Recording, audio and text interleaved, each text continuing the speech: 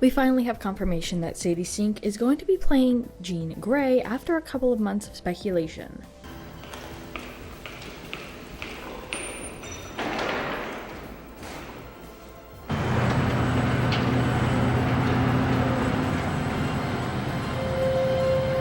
With Spider-Man Brand New Day, we got to see Jean Grey once again. We won't go into spoilers, but fans were really excited to see the character again.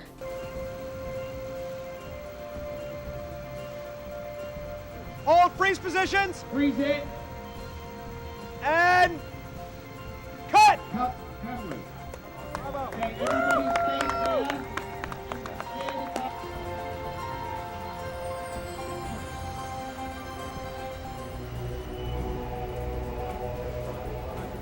But before we get into more of these moments, today's trivia question: since Sadie Sink was the latest to portray this character, what was her first film in 2016? Leave your guesses in the comments down below and stick around till the end of the video to find out if your answer was correct.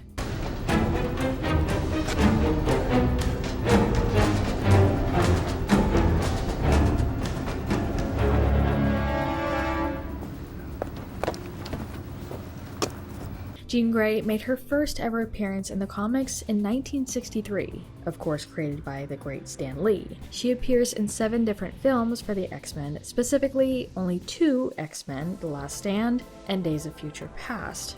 Okay. Action! Got it! And action!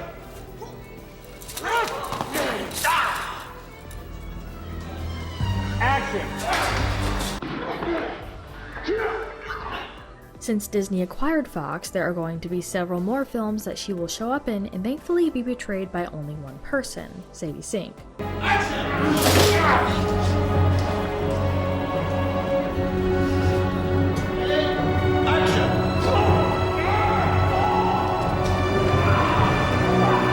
The casting call for the first X-Men film specifies Jean Grey's character as a beautiful and intelligent scientist, also an X-Men. She has telepathic and telekinetic powers, engaged Cyclops, and yearned for by Wolverine. These men you see before you.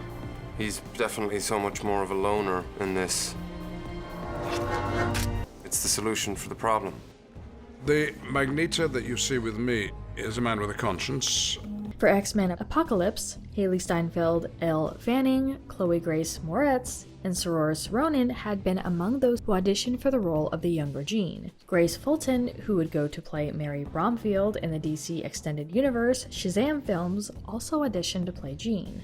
When you're dealing with traveling through time, changing history, it gives you the opportunity to take characters in new directions. Charles the Elder has lived longer, he has refined and developed these powers. Even though those two Charles Xaviers are... The X-Men The Last Stand, Jean's appearance when the Phoenix takes control was created by John Bruno. The idea was that when the Dark Phoenix is taking over, Jean's skin darkens, veining appears on her face, and her eyes go black. We went through hundreds of iterations with different degrees of darkness, with more or fewer visible veins.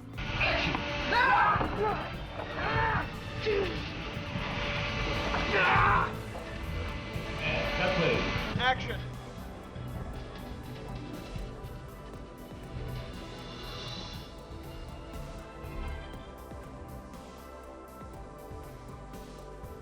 In X-Men The Last Stand in 2006, Jean Grey was played by Famke Janssen.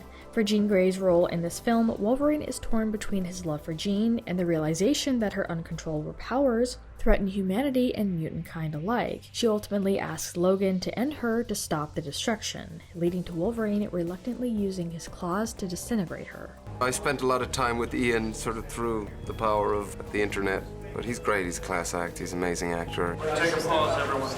For this film, I've been sort of studying more his voice than I did on the first one, sort of incorporating that a little bit more. In 2023, for Days of Future Past, Famke comes back again. Because Wolverine successfully alters history in 1973, the dark dystopian timeline is erased, nullifying the tragic events of X-Men The Last Stand and leaving Jean alive. When we started talking about what Days of Future Past would be emotionally, One of the first things we started talking about was, what would Charles really be like after he lost his legs, lost the girl that he considered a sister and the only family member he really knew, and lost his best friend? When it comes to Spider-Man Brand New Day, Jean Grey comes back as well as in other Avenger projects down the road. Brothers and sisters, all dead. Where were you when your own people needed you? Hiding! Pretending to be something you're not! Eric! There was a ton of speculation when trailers and news was first coming to light, and it wasn't revealed at first who she would be playing. But of course there were tons of theories, and some fans figured it out very quickly.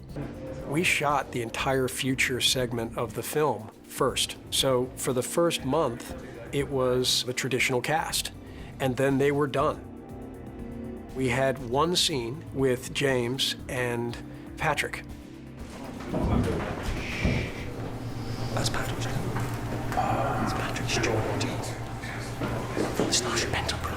When... As one of Marvel's very first mutants, Jean has a long history in comics, animation, and movies, but she's never been seen quite like this. Always portrayed as a straight-up good guy, it's rare to see her take on a villainous role. Charles. That scene between Charles and Charles is the hinge in the movie where James McAvoy goes from someone who's hopeless and broken to someone who's starting to piece himself back together. Coming up with the idea, which I think was yours, that we should be almost nose to nose for the entire scene, instead of shooting it over a distance, which would have perhaps been the conventional way to do it. Jean's history with the X-Men makes her a must for any adaptation, but other X-women like Storm, Rogue, and Jubilee have tended to overshadow her. He's left more than just physically crippled, he is emotionally unable to deal with what happened to him. There is indeed a line when I'm advising Logan about what he is going to encounter. He says, "Can't you just read his mind?" And I say, "No, because I didn't have my powers in 1973. Writers had begun to take female superheroes more seriously. Those characters are much more clearly defined in their own right. Jean, meanwhile, remains largely defined by her relationships with others, namely Cyclops, Wolverine, Xavier, and the Phoenix itself.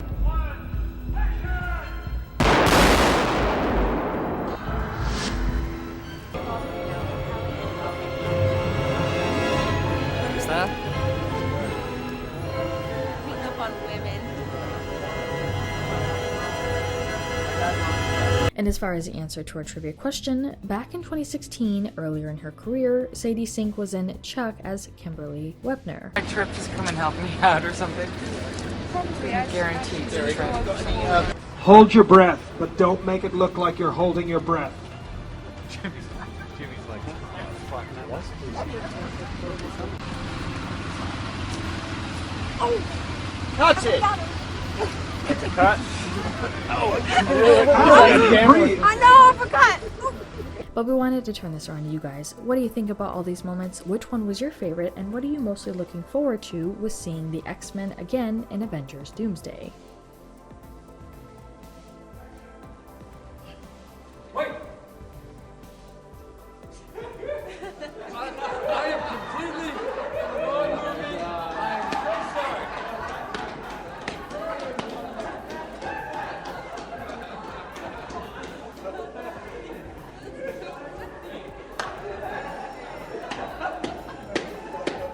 Let us know what your thoughts are in the comments down below. Make sure you're subscribed with notifications on for more videos just like this. Hey, Mark.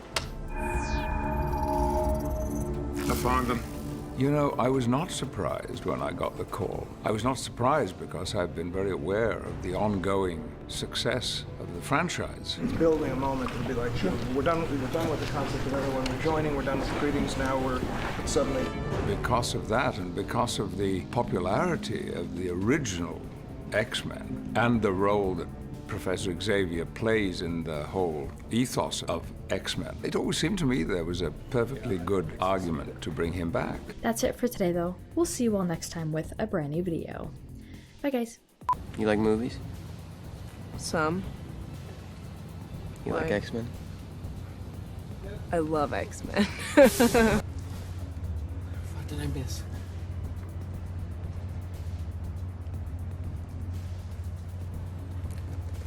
Who is he? Let's go again.